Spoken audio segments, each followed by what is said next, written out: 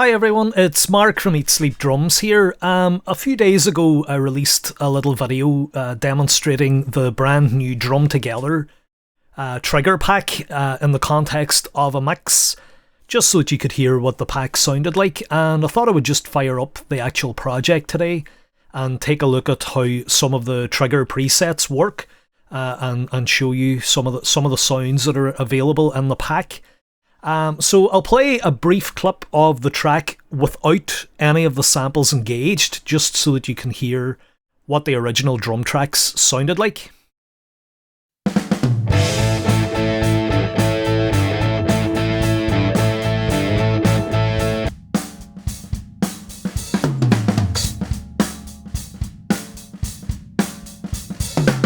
So as you can hear, it's a very plain Jane sounding drum kit. It was just mic'd in a very minimal fashion.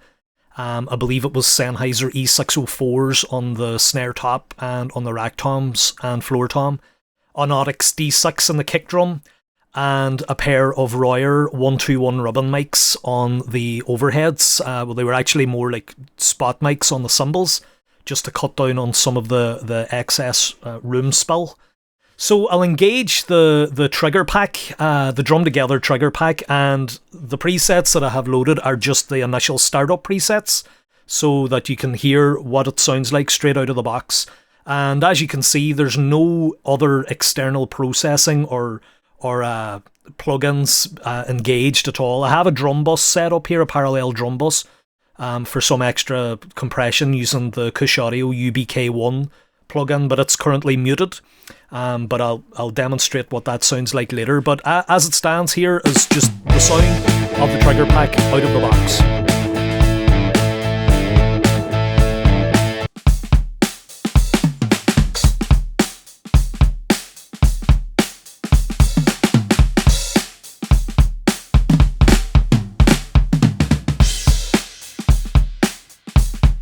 So as you can hear, that's quite a drastic difference. So I'll just cycle through some of the presets here, or the layout actually of the way that I've constructed this pack. It was a major struggle recording this pack because of the nature of how the microphone techniques were used. I did my research about how this particular drum sound was captured back in the day, and the main issue that I had actually was with the two rack toms, because they were actually mic'd from underneath the drum, that they weren't mic'd from above as would be the normal convention nowadays. So that presents a bit of a problem in terms of how much attack we can get from the drum. So in order to try and reverse engineer what I would like to achieve with the pack, I felt that I needed to use the overhead mic, the mono overhead mic, which in this case I used a Coles 4038 ribbon mic. That was the mic where I was going to get most of my articulation and the snap of the drums, particularly in terms of the rack tom sound that I was going for, with the microphone underneath the shell picking up quite a lot of the tone and the note. And of course that was a challenge as well, because using the T-toils, obviously, for this particular drum sound, there was a fine balance between deadening the toms to get the desired effect, but not deadening them too much so that you weren't getting a note from the drums and a certain amount of tone. So that was quite a challenge. So the way that I've done this, I have the close mic here on the kick, which was a D12, and what I'll demonstrate is how that sounds on its own.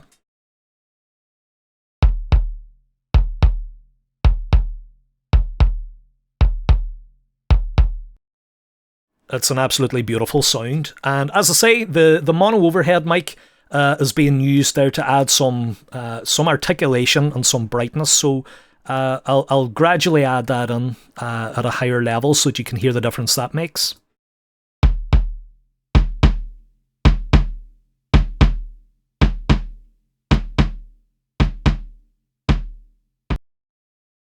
Really kind of opens up the room a bit as well too, and you can get a bit more ambience.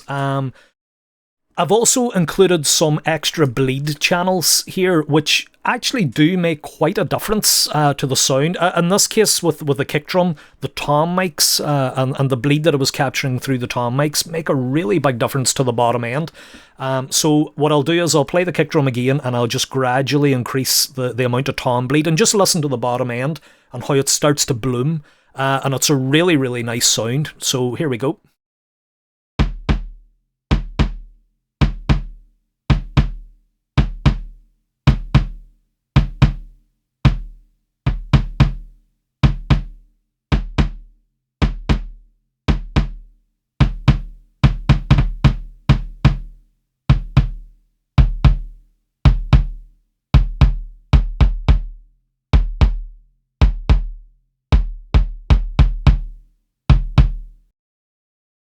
That's really, really nice. It's almost adding in like a boost around 200 hertz.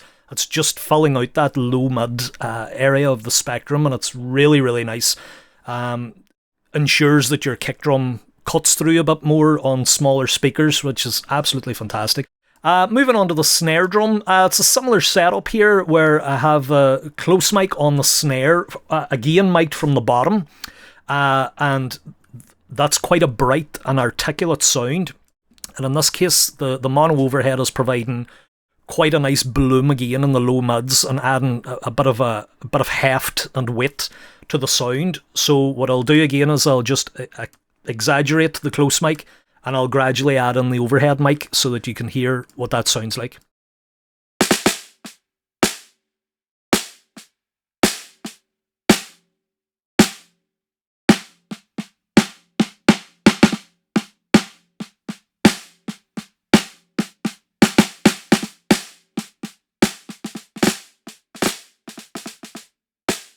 So you can hear there how how that overhead mic really fills out the sound again.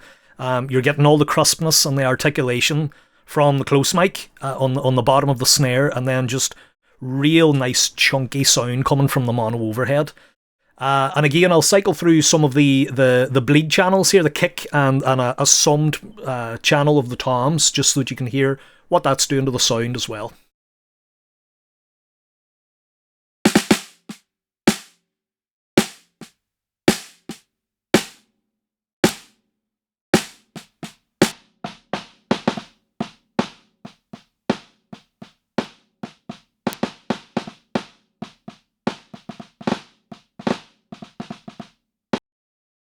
Okay, so moving on to looking at the toms, and the toms were by far the most difficult part of recording this pack, largely due to the microphone technique that was used on the original recording of Come Together. I have a section soloed here using the toms so that you can hear what the close mics sound like. I have the close mics soloed here on trigger. So here we go with just the close mics, and I've added in the overheads just to give a bit of context as well to the groove.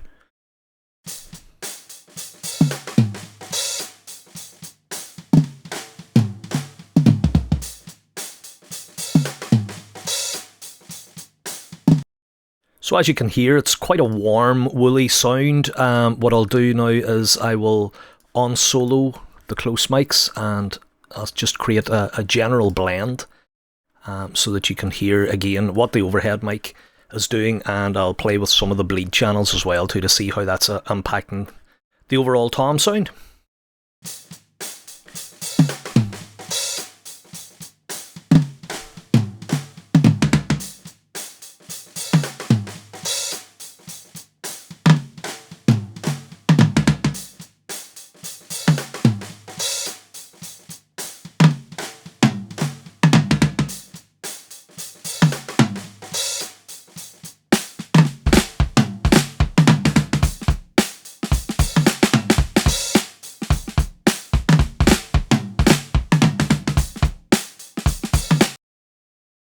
So as you can hear again, adding in the mono overhead really starts to bring out the clarity in the drums and gives you far more articulation within your mix, which is it's really, really nice to be able to create that difference. If you're going for a more subtle warmer, woollier tone, you can just use the close mic. You'll get that tone instantly. And then if you require more articulation and bite to cut through the mix, just dial in that mono overhead sample layer, and that should get you there. Okay, so I hope that has been useful for you guys, just to see how the sample pack is laid out in terms of the presets and some of the range of sounds that are available within the pack. And as always, if you have any further questions or anything you'd like to ask about the recording process, the sampling process, or anything at all, feel free to get in touch. I always really enjoy hearing from everyone, and particularly those people who have been kind enough to send some music examples where they've used my sample packs in their own music. That is just such a buzz to be able to hear what you guys do with the packs. It's just incredible, and I'm always so grateful for the support. So I'll be doing a few more videos in the coming weeks demonstrating some of my other packs and how those packs are laid out and some of the ranges of sounds available. So until then, guys, take care and speak soon. Bye bye.